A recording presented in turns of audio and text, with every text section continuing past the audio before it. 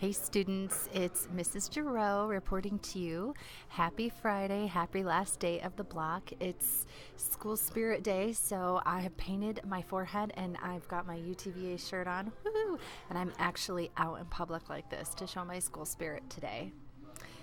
I know that you are busy getting your grades up, and so I am just going to go ahead and broadcast today's ESL class this way, flipped.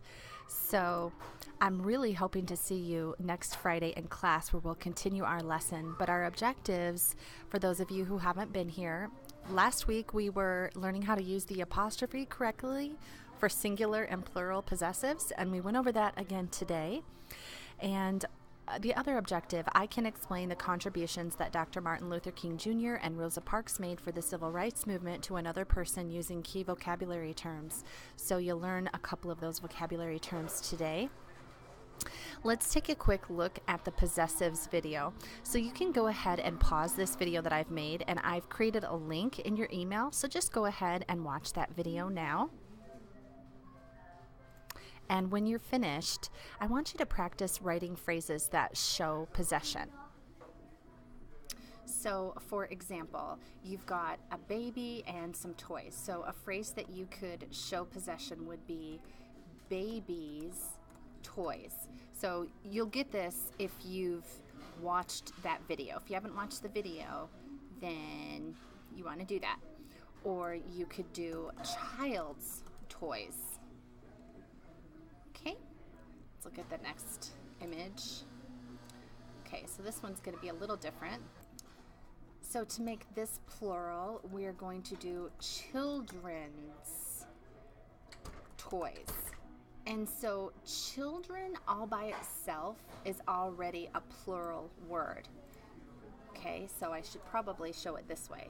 We've got children over here on the left, and we've got toys on the right. To show that those toys belong to the children, you're just going to add apostrophe S, because children is already plural, okay? It's an irregular. But what if we were doing kids' toys? So we have kids on the left and toys on the right. Well, kids is plural, and so the rule is to add apostrophe S, right?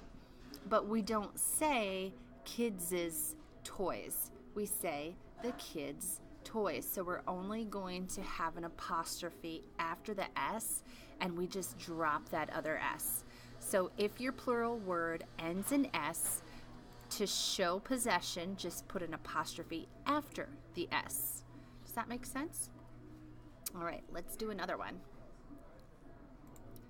Okay, so you can't see this very well, but this is a woman's motorcycle. So we would type woman, add apostrophe S, motorcycle. Is that what you would have done? I sure do hope so. And what if you have a situation where you have lots of women with motorcycles?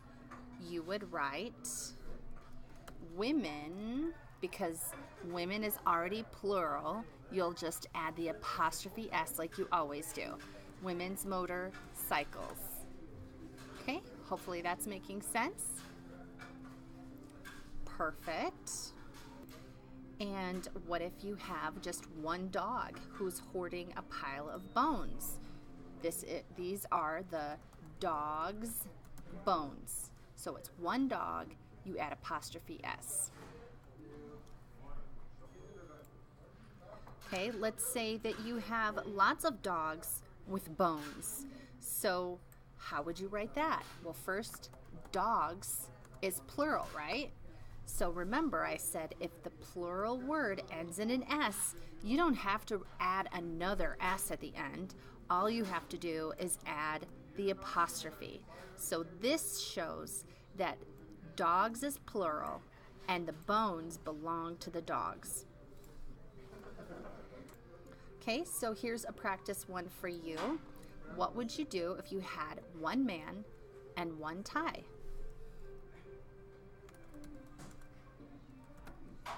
If you said man's tie, with apostrophe S, you're correct. Now, what if you had many men with several ties? Each of them have their own ties. So, how would you make that plural? Would you just follow the rule and type apostrophe S? Yes, you would, because men is already plural. Good job. Okay, hopefully that's making sense. So we're going to switch gears. As you know, this was a 3-day weekend that we have coming up, and Monday is Martin Luther King Jr.'s celebration of his birthday. And sometimes it doesn't land on his birthday, but we always celebrate it on this Monday in January. And how many of you have seen this image before, and what does this conjure up for you? What do you know about the past here in America during the 1950s and 60s? Well, what that was a picture of was segregation. And if you could read out loud, say segregation out loud, and read out loud, separation of groups of people based on race or ethnicity. That is segregation. And that's what you saw in that last image. They used to have white and colored drinking fountains and bathrooms. And we even saw this. What do you notice that's different about this scene? We see that we have African Americans and whites separated on the bus, but what's more specific is that the African Americans are seated at the back of the bus. And have you ever heard of Rosa Parks? Okay, so in the email, you'll also notice there is a link to a video about Rosa Parks. Go ahead and pause this video right now and go and watch that really quick and then come back.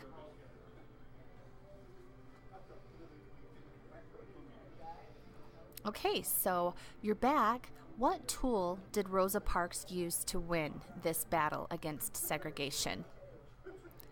The bus boycott. So a boycott is when you purposefully choose not to support a business or other person's interests.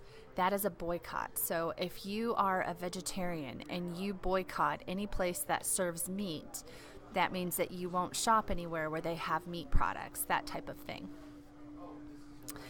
What tool are these people using to win the battle against segregation? They're marching. This is a nonviolent protest. Now, this specific image is of the Voting Rights Trail. There were 3 marches in 1965 from Selma, Louisiana, to Montgomery, the capital city of Louisiana. But one of these marches did not end so well. So, do we have the right to march in this country? Yes, we do. Do we have the right to make speeches? Yes, we have the right to boycott. And the document that ensures our rights is the Bill of Rights. The Bill of Rights are the first 10 amendments of the Constitution, okay?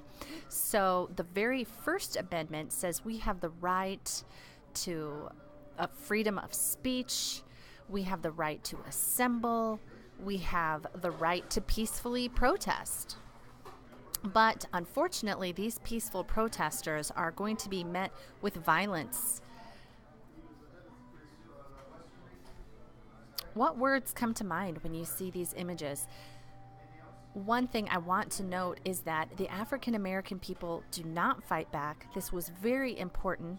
Martin Luther King led a very peaceful, organized fight against segregation, and he fought for the civil rights of people.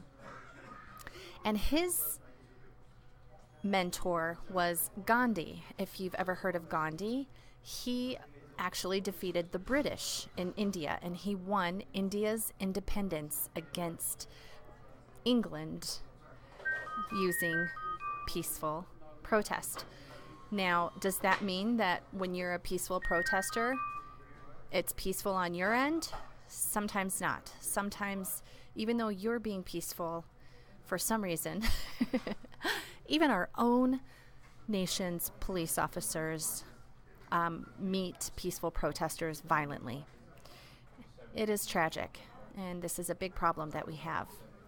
not only in our own nation, but around the world. But this infamous day is called Bloody Sunday. And infamous is something that you call something that is well known for a bad quality or deed. So in is a prefix, right? That means not. So not good. It's known for being bad.